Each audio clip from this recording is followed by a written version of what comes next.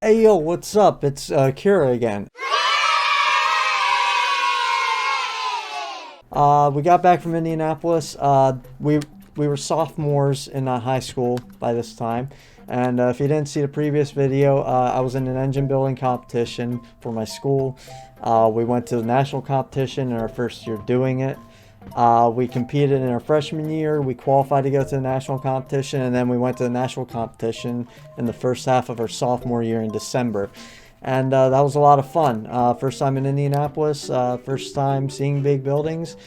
And yeah, it was all around fun for the whole family. So the next season of Hot Rodders, we basically just did the same competitions again. We did it at our school, and we also went to Ohio for it. I believe we were supposed to go to, what was it? Oh yeah, North Carolina for one, but we never ended up going. I was in another organization called Skills USA. It was basically just a group of students that basically just did things.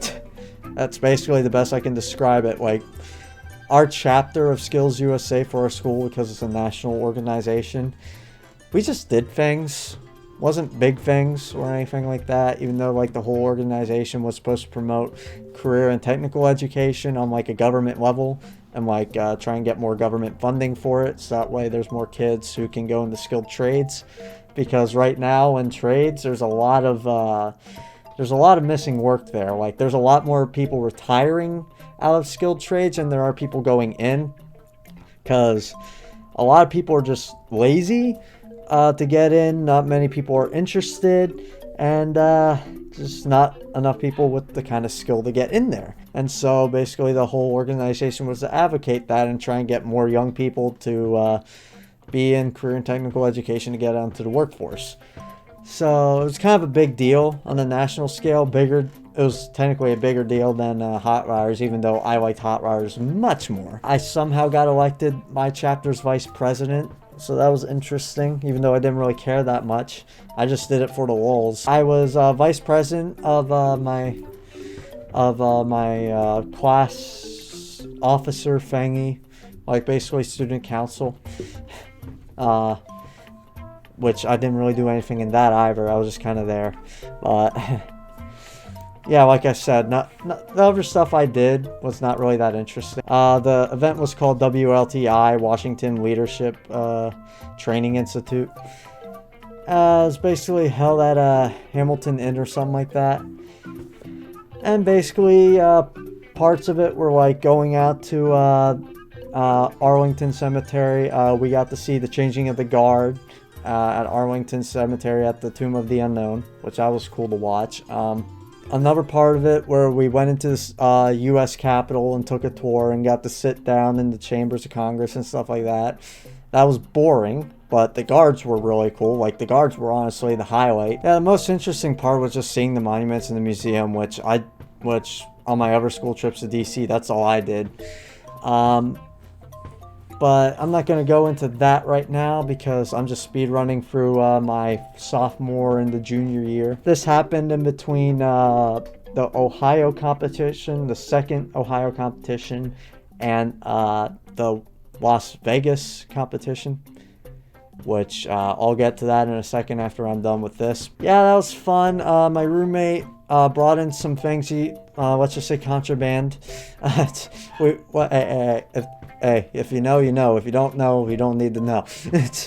But I didn't partake in any contraband, but whatever. That is what it is. Yeah, that was fun. We were supposed to talk to our state senators and stuff. Our chapter ended up not doing that because we lost track of time, so that was unfortunate. I was looking forward to that, but whatever. Still got to see stuff and get out of school for a while. But yeah, that was basically the highlight of my Skills USA tenure, because after that I just didn't care anymore. Yeah, this was in 2019.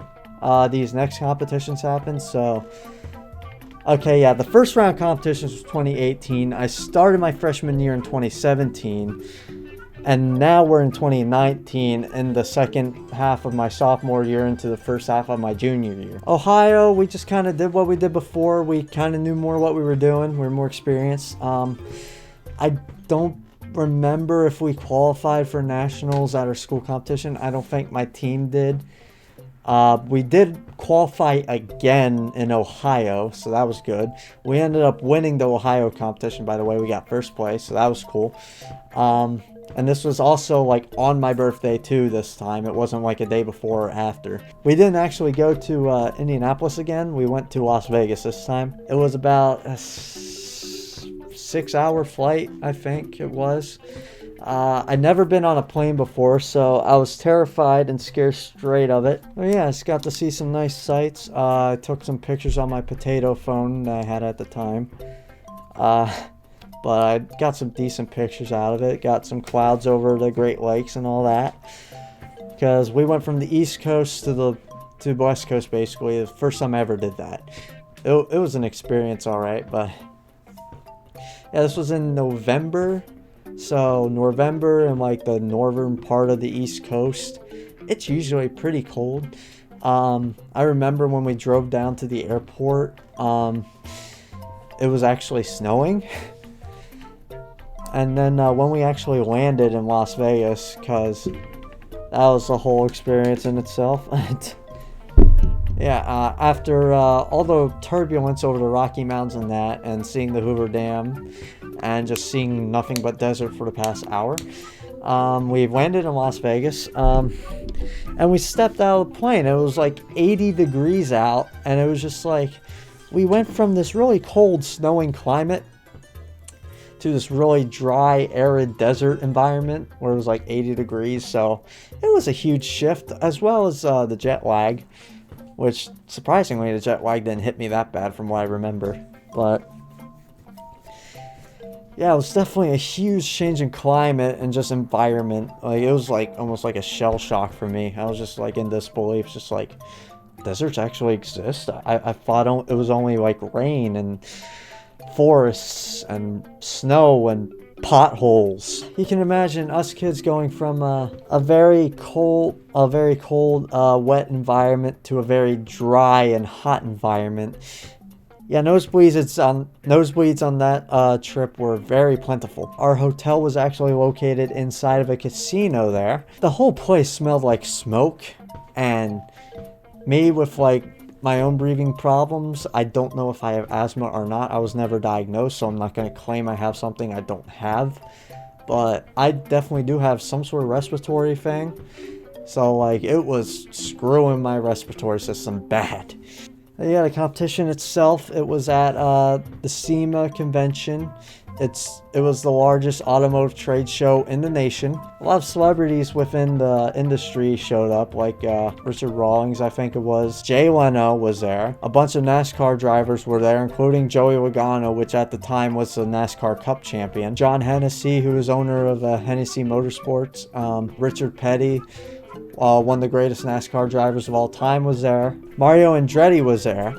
I got to meet all of them, which that was freaking great. And also the Count from the History Channel's Counting Cars was there. I got to meet him. I also went to his shop as well, because we were going different places in Las Vegas during the trip. But yeah, we went there, we competed and stuff like that at that national competition. I believe our overall performance was worse, which totally doesn't have anything to do with me dropping an oil pan full of parts or anything, which gave us like a crap ton of penalties and stuff like that and time off the clock. Yeah, that totally not my fault there.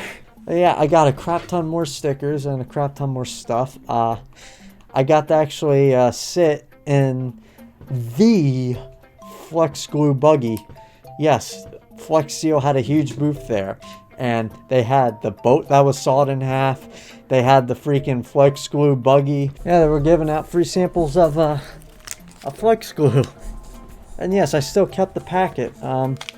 It's all dried and everything now. It's rubberized, but hey man, this is still a memento for when I was there. I also got a shirt, but I have no idea where that is right now. But I also bought this really nice keychain. Got SEMA right there. SEMA show. It's carbon fiber on the back there. Very nice. It's in this little box here that I keep it in. I never drag it out because I'm just scared to lose it if I ever put it on my keychain. There's my pass there. It's filled with signatures from people that were there.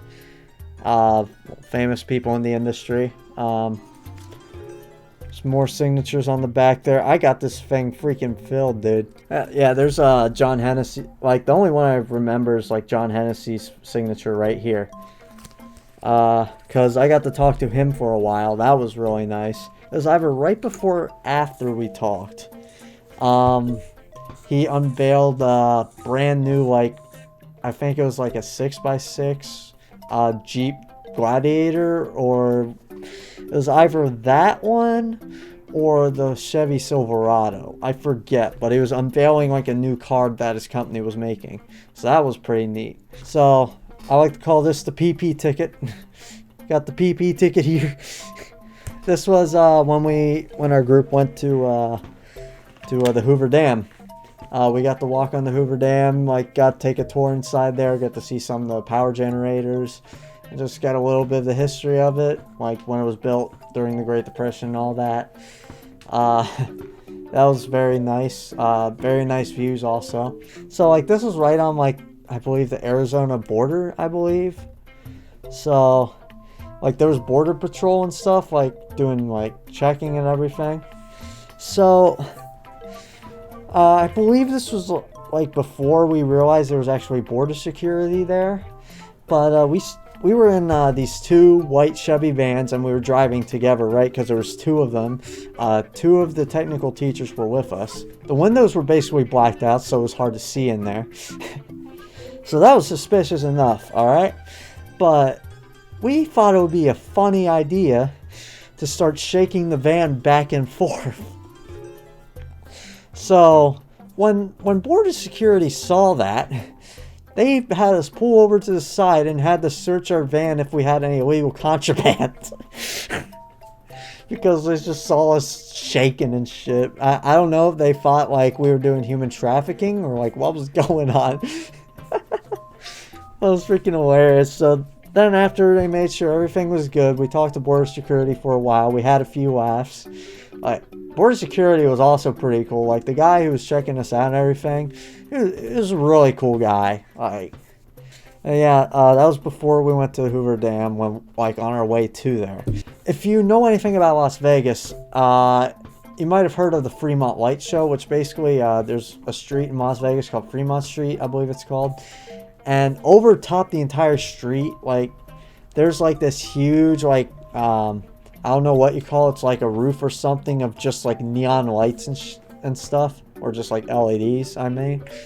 And like, and they would just have like a light show there. Like, they would just have the entire thing lit up, and they were like showing like music videos and stuff like that, and just a whole freaking show, right? It was like all 15 of us, like all 15 kids and 3 adults, I believe. And there was a stripper there who was in this cow uniform.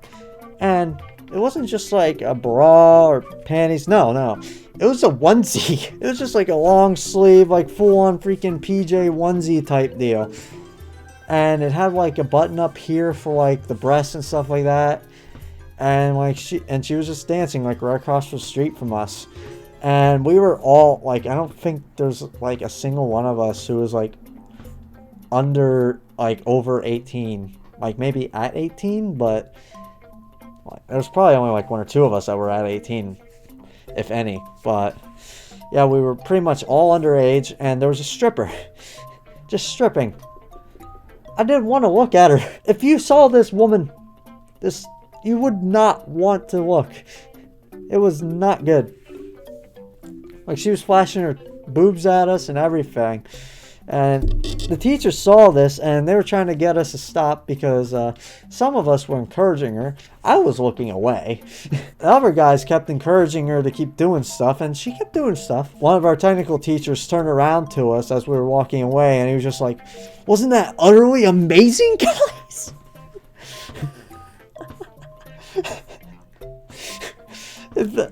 That, like, in my lifetime so far, my 18 years of life, that was probably, like, the best timed and, like, best thought out pun I have ever heard in my life so far, dude. And yeah, after that, we got some good food. There was a couple really fancy places we went to. We ate in this one casino, which had a really fancy all-you-can-eat buffet. And usually all-you-can-eat buffets, like, their food's pretty mid at best. But this place's food was freaking popping off, dude. Like, it was just freaking At the trade show itself, we were supposed to stay in a group of at least 2 of us. I didn't follow that rule because no one wanted to do what I wanted to do. So if I wanted to do what I wanted to do, I just had to go on my own, and no one actually figured that out. Like, my teachers to this day do not know I went on my own. It's not every day you go to Las Vegas. I'm going to do what I want to do, you know? Like, this is the only time I'm ever going to be at this show or anything. And this is like a once-in-a-lifetime opportunity for me. So just like, screw what everyone else wants to do. I want to do what I want to do, man. Like, I'm going to enjoy the crap out of this. Like, I wanted to go meet, like, all these idols and stuff that I just idolized. Like Mario Andretti and Richard Petty and all that. And I just wanted to meet, like, as many people as I could. And, like, collect all the stuff that I could that was free, because of course I like collecting free stuff. Yeah, we also drove down the Las Vegas Strip, which was nice. I wish I had better pictures, but again, my phone was a complete potato, and with how the vans were moving and stuff like that, I could not get a clear picture for the life of me. But yeah, that was an experience, because I got slapped in the face with a poster and almost cut my ear off. We also went to this weld shop, like, right before we left Las Vegas to go home. It's called a Welder Up Garage. They have a YouTube channel as well. If you like welding and stuff and cars and everything, like, check them out. They basically took, like, really roached out cars that are, like, rusted and everything, and just turned them into little lean, mean, like, aggressive machines. They also owned, like, one of Evel Knievel's original rocket cars that he drove down the Vegas Strip back when Evel Knievel was a thing. And if you don't know who he was, he's basically like one of the most famous daredevils of all time. So yeah, they had one of his cars there, and I actually got to lift the front end of the thing. This was by design with how light it was. It wasn't because, like, they took stuff off of it because of age and all that. No, this was how it was designed to be in order to be super fast. And I ended up getting pulled to the side and got to talk to them in private from like the rest of our group. And we talked for a little bit. I talked about, like, a little bit of, like, what I was going through and, like, trying to find my own path in life and stuff like that. It was basically almost like a spiritual conversation we were having. They gave me this specially made Cummins welder up trophy that they made, like, I believe 8 of, like, just to give to people. Like, it was a limited edition thing that they only gave, like, 8 people, and I'm one of the owners of it. Like, here it is, Cummins welder up, like, right here, Cummins right here, and this is number 3. I still really love this trophy, and I think the surface rust really adds to the character of it, honestly. Like, it looks freaking sick with the surface rust, too. When I said in the previous video I liked Indianapolis more than Las Vegas, I was mostly talking about the show itself. PRI itself was, again, a lot more organized. Yeah, like, Las Vegas was overall just a huge freaking experience, dude. So basically, at the end of the competition, like, after the championships were done and everything, like, everything was figured out, the top 5, I think it was, yeah, it was like a top placing teams got to go to, like, the SEMA after party thing. We actually got lucky to even go to that because I believe, like, 1 or 2 of the teams, like, dropped. Actually, no, I think it was... Actually, yeah, it was 2 of the teams that dropped out because one of our teams placed in the top, I believe it was 10 or something like that. Somebody from the organization themselves actually just gave us the remaining tickets out of, like, all the teams that were there. They just gave it to us. So basically our other 2 teams, which weren't in the top 10, got to go to this event. So basically we lucked out big time to go to this, and it was I'm so glad we managed to get the opportunity to do this. It was a private event too. Like, You could only like get in if you were given the tickets by like someone in it or something like that. So like it was a very fancy, like low profile event, or however you call it. Yeah, it was basically to announce like SEMA Hall of Fame winners and stuff like that win like certain awards and stuff. And let me tell you, dude, the food that I ate there was some of the fanciest stuff I've ever eaten in my entire life. Like from like the beef to the freaking dessert, which is like this round lemon yellow thingy with like edible sparkles on it. And like this edible flour too with like this lemon dressing and stuff. It was, oh my god, it's some of the best food I ever eaten, let me tell you. But one of the highlights of that night was watching the Blue Man Group perform. And they're like a huge deal. Like they are like a very famous group. Like they're basically just these like blue guys and like black tights, basically, that I don't know if it's tights or if it's just black clothing. I think it's just black clothing. But yeah, it's basically like a mix of comedic but also like very talented musical performance. Like they just take these random objects. At the show in particular, they took like these random objects and just made them sound like freaking bangers, dude. It was hilarious, but it was also really just like mesmerizing to watch. Like it was very, very like once in a lifetime stuff going on right there, dude. I don't think I'm gonna experience anything like that ever again, and if I do, I'll be beyond blessed if I do, because it was just such a great thing. That was my peak right there. That was like the peak of my school year, because like at the same time I was vice president of Skills USA, vice president of class officers, I believe, or I was either treasurer or vice president. I was also vice president of Hot Rods Tomorrow Club, which basically our competition at our school, our teams and stuff, we basically ran it kind of like a club. Maybe not just high school, but like just in general. It was just such a cool thing, especially when you're like, I believe I was 16 at the time. And yeah, I was 16. And being 16 years old and being so good at a competition with your team that you're able to go to a national level competition in Las Vegas, being flown across the country by your school to represent your school and just your state, your town, whatever you want to call it, and just be able to have a blast doing it. I don't think there's a lot of kids who can say that, like, despite like all the stuff that's been going on with my wife previous to that, and, like all the bad stuff happening, I still say I'm damn lucky to be able to do what I was able to do and be able to be a part of what I was a part of.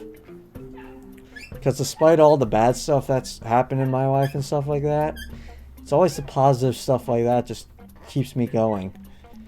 And it's just, and when I look back on it, it makes me remember like I can have more experiences like that in the future if I just keep pushing and if I just keep working at it. It just keeps me going, especially when I can't get out of bed in the morning. Yeah, and that was pretty much the end of that. That was pretty much year 2, the 3 of my high school year. It was pretty eventful.